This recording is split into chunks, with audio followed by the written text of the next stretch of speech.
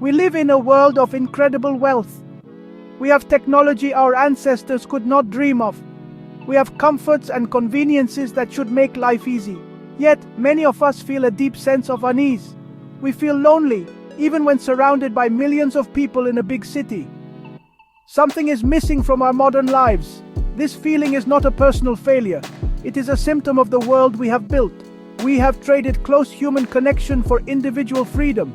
We have swapped the village square for the shopping mall. This trade has left us with a hole in our hearts, a feeling that we are adrift and alone in a very large, impersonal world. This sense of isolation is a modern invention. For most of human history, loneliness was almost impossible. People lived in small, tight-knit groups. You knew everyone and everyone knew you. Your survival depended on the person next to you, and their survival depended on you. This deep interdependence created a powerful sense of belonging. Today, we can live our entire lives without truly needing our neighbors. We can order food, work, and entertain ourselves without ever leaving our homes. This independence seems like a strength, but it is actually a profound weakness that leaves us vulnerable and disconnected. We have lost the physical and emotional closeness that defined our species for millennia. Instead of shared struggle, we have individual ambition. Instead of communal support, we have state-run programs and anonymous charities. These systems are efficient, but they are cold. They cannot replace the warmth of a human hand offered in a time of need. They cannot replace the feeling of being truly seen and valued by your community. We are social animals who have been placed in solitary cages, and we are suffering from the consequences of that confinement. The modern nation-state is too large to feel like home. It is an abstract idea, a flag on a map. You cannot share a meal with a nation. You cannot ask it for help when your car breaks down. It demands loyalty but offers little in the way of true, tangible community. We are told to be proud citizens of a country with millions of strangers, but our brains are wired for groups of a few dozen.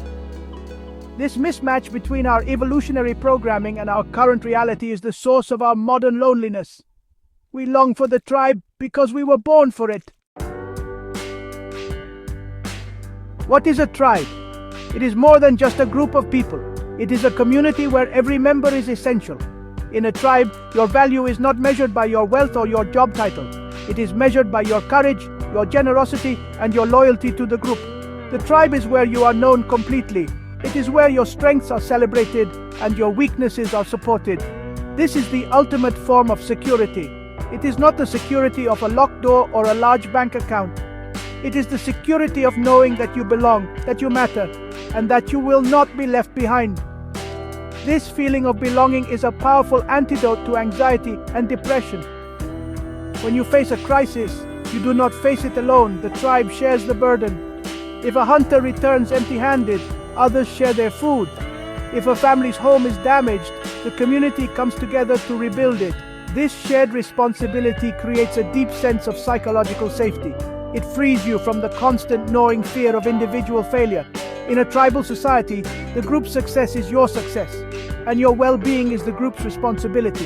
This is a profound relief from the pressures of modern individualism. The tribe also provides a clear sense of purpose. Your work has immediate and obvious meaning. You hunt or gather food to feed your people. You build shelters to protect your family. You care for the young and the old because they are your own. There is no confusion about why your efforts matter. This is very different from a modern job, where your work might feel disconnected from any real tangible outcome. The tribe reminds us that the most meaningful work is always in service to others, to the small group of people who depend on you. This structure is not about losing your identity, it is about finding it.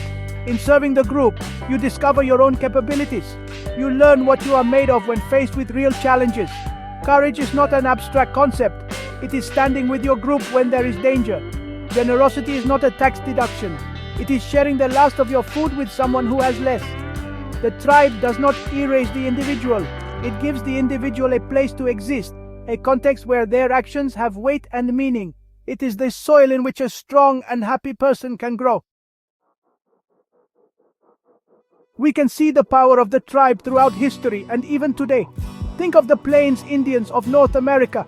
Their societies were built on small mobile bands. Everyone had a role, and leadership was earned through respect, not inherited. They faced immense hardship from harsh weather to dangerous hunts. Yet, their social structure provided incredible resilience. They relied on each other completely. The stories of their bravery and generosity are legendary. They understood that the group was the source of all strength. Their lives were hard, but they were not lonely. They were rich in the things that truly matter: community, purpose, and belonging. This is not just a relic of the past. Look at soldiers in a combat platoon. They come from all over the country, from different backgrounds and beliefs, but in the crucible of combat, they form a bond that is stronger than brotherhood. They live, fight, and would die for each other. They create a small, intense tribe where the group's survival is the only thing that matters.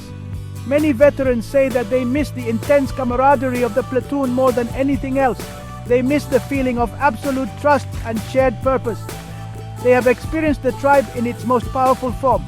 We can also find these echoes in small, rural communities or intentional living groups today. People who choose to live closer to the land often rediscover the importance of their neighbors. When the power goes out, you need the person next door. When it is time to harvest a crop, many hands make the work light. These communities are not trying to recreate the Stone Age. They are simply rediscovering a fundamental human truth. We are stronger and happier when we work together. They are trading the anonymity of the city for the intimacy of a village, and they are finding great joy in that exchange. Even in moments of disaster, the tribe re-emerges. After a hurricane or an earthquake, you see strangers helping strangers. Formal systems break down, and people turn to each other. They share resources, rescue their neighbors, and organize cleanup efforts. For a brief moment, the artificial walls between us crumble. We remember that we are all in this together. These moments are a powerful reminder of our innate capacity for cooperation and altruism. They show us the world we have lost, a world where community is not an emergency response but a way of life. How do we find this sense of belonging in a world that pushes us apart? The answer is not to abandon society and move to the wilderness. The answer is to start small. We must consciously and deliberately rebuild our own tribes. This begins with a shift in focus. We need to turn our attention away from the distant, impersonal power of the nation-state and toward the people who are physically close to us. Your tribe is not made of millions of fellow citizens. It is your family, your close friends, and your neighbors. These are the people who can offer real, tangible support. The key is to foster interdependence. We can do this in simple ways. Learn a practical skill, learn how to fix things, grow food, or provide first aid. Then share that skill with your community. Organize a neighborhood potluck or a tool-sharing library. Help your elderly neighbor with their groceries. Start a walking group. These small acts of mutual support weave the fabric of community. They create a network of trust and obligation that makes everyone stronger. We must stop thinking of ourselves as independent consumers and start thinking of ourselves as interdependent members of a group. This path requires a certain kind of courage. It requires us to be vulnerable, to ask for help, and to offer it freely. It means trusting people again. It means investing time and energy in local relationships instead of online distractions. The nation promises security through its police and its military. The global economy promises prosperity through endless growth. But these are brittle promises. True security and true wealth are found in a community that cares about you. A strong tribe can withstand shocks that would shatter an isolated individual. The path to happiness is not a lonely journey, it is a shared one. Forget the grand abstract ideologies that divide us. Focus on the human beings in your immediate vicinity, your street, your apartment building, your local community. This is the frontier. This is where the real work is done. By strengthening these small-scale bonds, we can reclaim the sense of belonging that our species needs to thrive. The tribe is not a thing of the past. It is a fundamental human need, and it is waiting for us to rebuild it, one person, one relationship at a time.